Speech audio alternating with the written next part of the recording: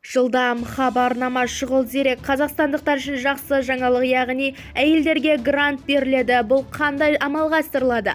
Ассалаумағалейкум армағазақ, егер ең соңғы жаңалықтарды алғашқылар қатарында білгіңіз келсе, арнамыздағы подписаться және де бір ғана лайк түймелерін басып, видеороликтерімізді соңына дейін қараңыз. Ал онда біз бастадық.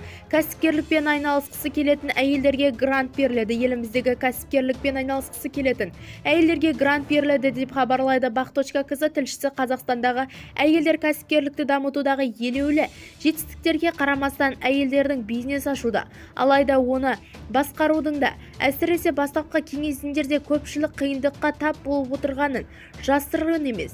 Бұған ең алдымен қаржыландыру жетіспеушілігі, сондай-ақ әсіресе ауылдық жерлерде қажетті дағдылар менен ақпараттық жеткіліксіздігі себеп болғаны белгілі болды. Бізді тамашалауды жалғастырыңыз және ең соңғы жаңалықтарда тек қана біздің каналымызда алғашқылар қатарында біле аласыздар.